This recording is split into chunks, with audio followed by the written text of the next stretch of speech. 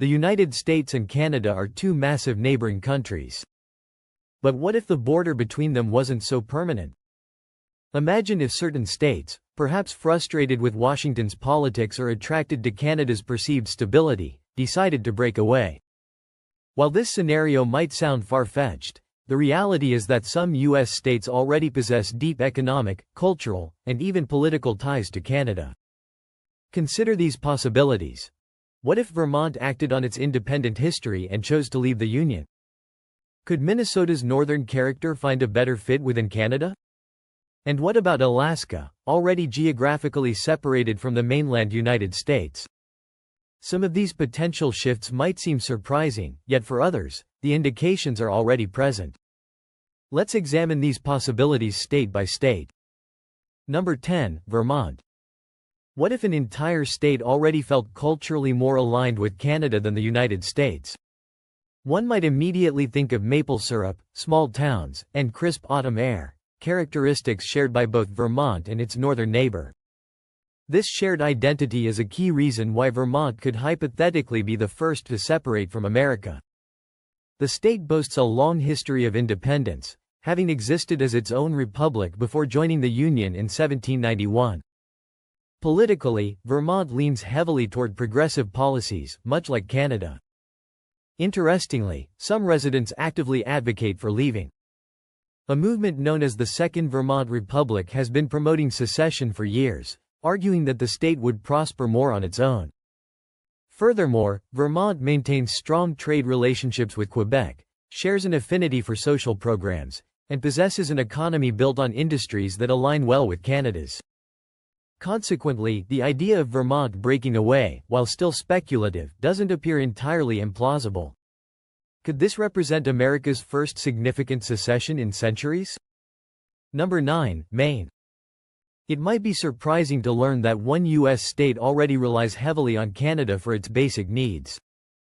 Without its northern neighbor, Maine would face significant challenges, particularly in keeping the lights on. This is because Maine imports a substantial portion of its electricity from Quebec. Moreover, Maine's economy thrives on cross-border trade, with over $3 billion worth of goods flowing between Maine and Canada annually. Culturally, Maine often feels more Canadian than American, characterized by its rugged coastline, tight-knit fishing communities, and French-speaking populations. It shares more common ground with neighboring New Brunswick than with a state like Texas. Even politically, Maine's policies sometimes align more closely with Canada's than with those originating from Washington, D.C. It's also worth remembering that Maine was once part of Massachusetts until it separated in 1820. If the state could achieve separation once, the question arises, could it happen again? Before we move forward, please consider hitting that subscribe button. Your support helps us continue bringing you eye-opening content like this. Trust me, you won't want to miss what's coming next. What if a state that prides itself on freedom decided to take that principle a step further? Live free or die isn't merely a catchy slogan in New Hampshire. It reflects a fundamental way of life. New Hampshire has always demonstrated fierce independence, evident in its low taxes, a strong libertarian movement, and policies that often diverge from the rest of the U.S. But could this independence potentially lead it away from America entirely? Number 8, New Hampshire. Imagine a state deciding it no longer needed to be part of the United States. It already resists federal control, opposes high taxes, and prioritizes personal freedom above other concerns. This description fits New Hampshire, one of the most fiercely independent states in the nation. Notably, some of its residents are already discussing secession. This isn't just a fringe theory. In 2022, a group of lawmakers proposed an amendment to the state constitution that would have placed secession on the ballot. Although the amendment did not pass, the mere fact that it was debated within the legislature is significant. New Hampshire has always stood apart, lacking both an income tax and a sales tax, and embodying a live free or die mentality that sometimes seems more akin to Canada's decentralized government structure than Washington's federal oversight. Intriguingly, New Hampshire's economy is already deeply intertwined with Canada. Over $8 billion worth of trade flows between the two jurisdictions each year, and many businesses within the state depend on Canadian partnerships for their survival. Culturally, New Hampshire shares more similarities with its northern neighbor than with states like California or Florida. It is a small, rural state with a strong appreciation for the outdoors, winter sports, and a distinct regional identity. Furthermore, New Hampshire has historically been a focal point for political movements. The Free State Project, which encourages libertarians to relocate to New Hampshire to advocate for limited government, has already had a noticeable impact. Could the next step involve not just resisting federal policies, but leaving the U.S. altogether? While it might sound extreme, in a state where independence is deeply ingrained, anything is possible. Number 7, Minnesota. It may be surprising to realize that one U.S. state is already so interconnected with Canada that leaving the United States might seem logical. This state maintains deep economic ties, shares a common culture, and has a population that, sometimes, is mistakenly identified as Canadian. That state is Minnesota. Let's examine the details. Minnesota shares a nearly 550-mile border with Canada, and its largest trading partner is, indeed, Canada. In 2023 alone, Minnesota exported over $7 billion worth of goods across the border, making Canada an economic lifeline for the state. However, the connection extends beyond economics. Minnesota and Canada share a similar lifestyle. The people are known for being friendly, outdoorsy, possessing distinct accents, and sharing a passion for hockey. The climate is characterized by harsh cold, similar to Canada's. Politically, Minnesota often aligns more with progressive Canadian policies than with conservative American ones. There is also a historical dimension. Before Minnesota officially became a U.S. state in 1858, parts of it were governed by the British, and its vital fur trade industry was heavily linked to Canada. Even today, many Minnesotans hold dual citizenship or have close family ties with Canadians just across the border. Interestingly, some experts speculate that if the United States were ever to face significant political turmoil or economic collapse, Minnesota would be among the first states to seriously contemplate alternative arrangements.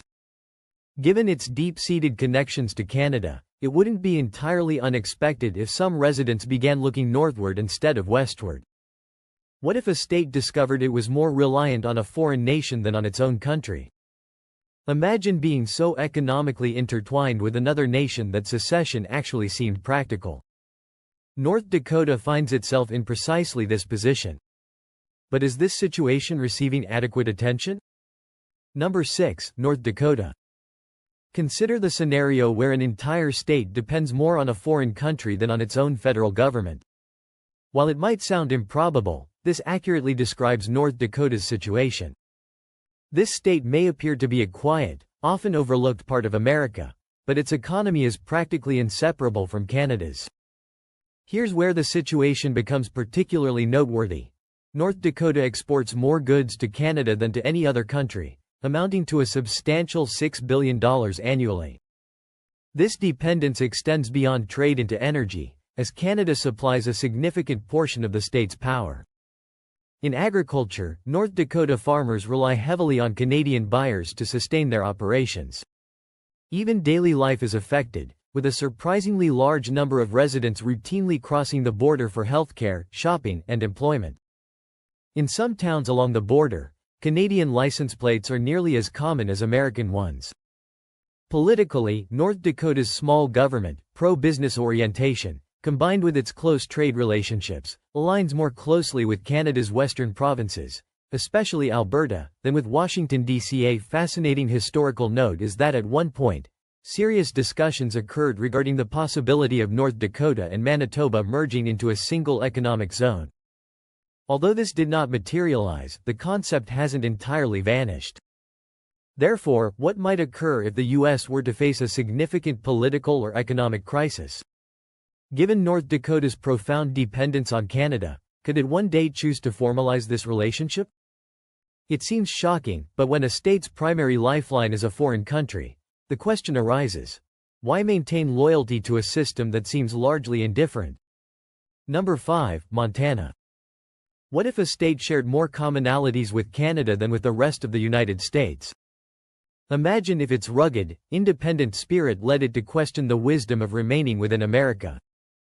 This is precisely the situation concerning Montana. Montana already functions in ways similar to a Canadian province.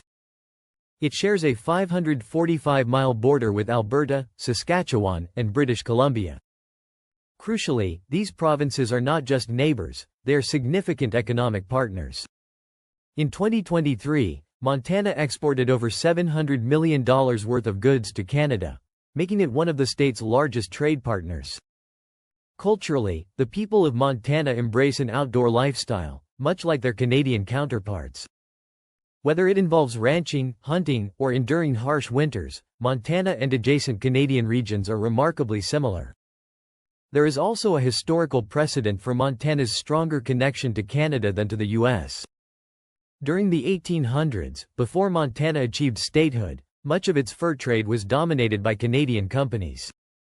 Even today, many Montanans possess dual citizenship or maintain close family ties across the border. Some even humorously remark that Alberta and Montana are essentially the same place, differentiated primarily by Canada's universal healthcare system. Here is an aspect often overlooked. Montana harbors a strong sentiment of anti-federal government feeling. Many Montanans believe Washington ignores their needs, and some might prefer a system more aligned with their values and economy. If circumstances were to deteriorate significantly, it is conceivable that Montana might look northward rather than eastward for solutions. Before we continue, please make sure to hit that subscribe button. It supports our efforts to bring you content packed with surprising facts and unexpected possibilities. Believe me, you won't want to guess what's next. What if a state felt a stronger connection to its northern neighbor than to its own country? Imagine if its largest city was already deeply linked, financially, politically, and culturally, to Canada.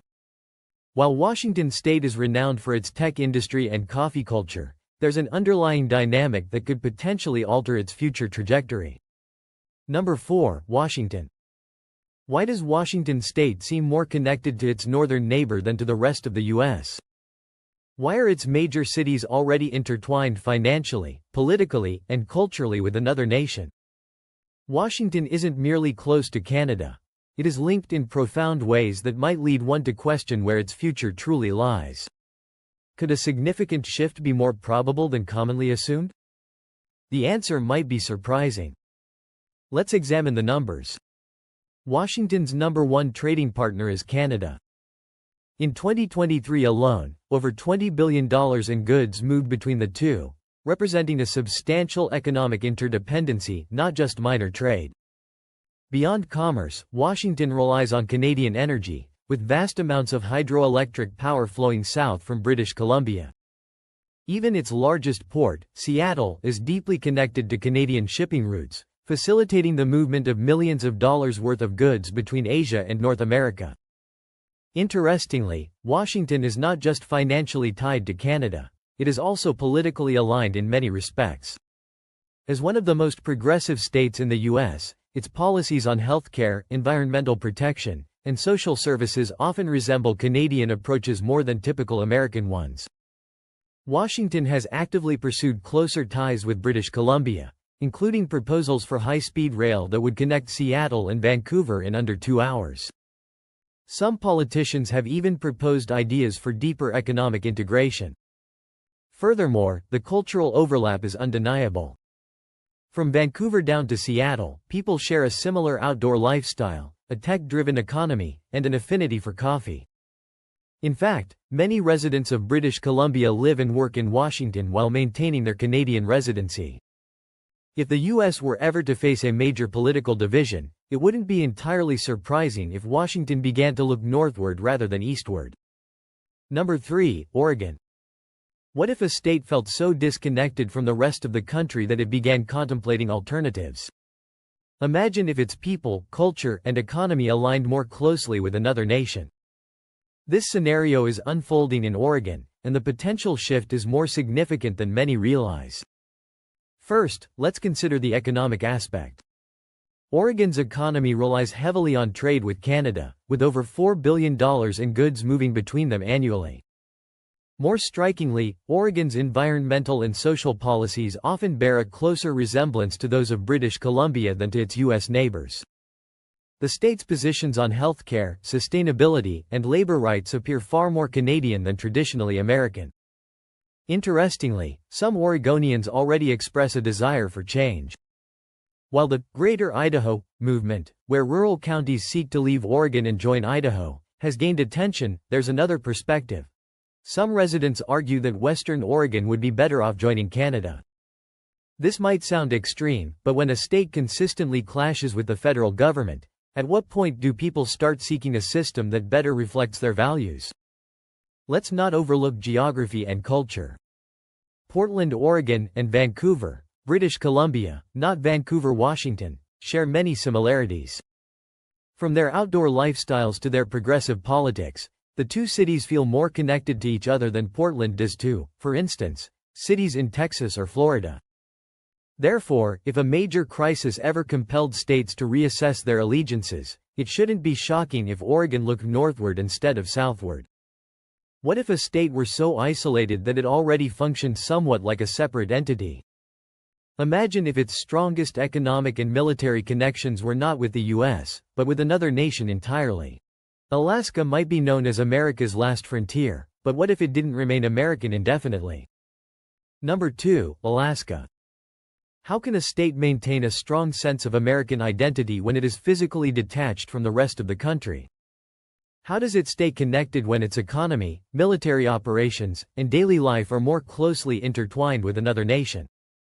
Alaska may be America's last frontier, but a closer examination reveals just how deeply tied it is to Canada. Could it ever decide to break away? The indicators might be more significant than expected. Let's begin with geography. Alaska is geographically closer to Canada than it is to the contiguous U.S. mainland, significantly so. In fact, the only land route connecting Alaska to the rest of the country passes through Canada. This connection transcends mere location.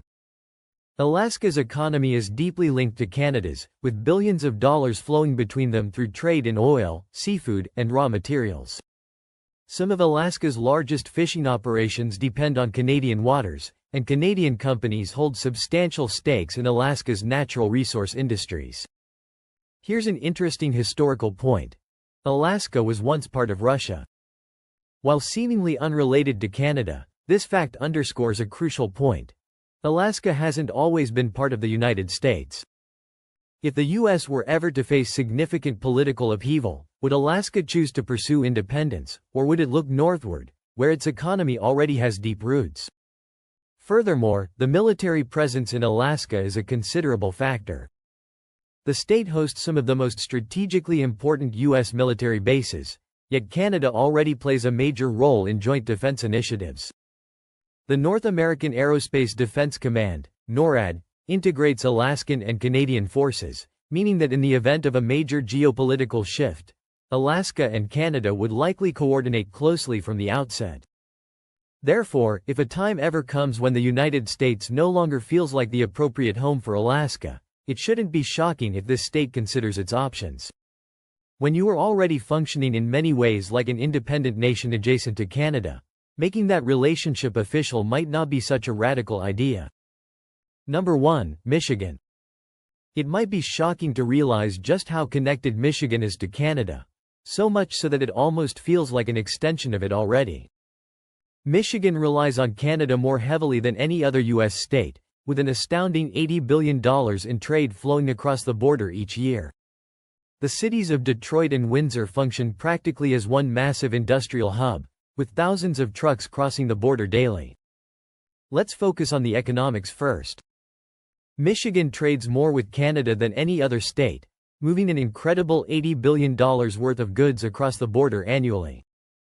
The Detroit-Windsor corridor represents one of the busiest trade routes in North America.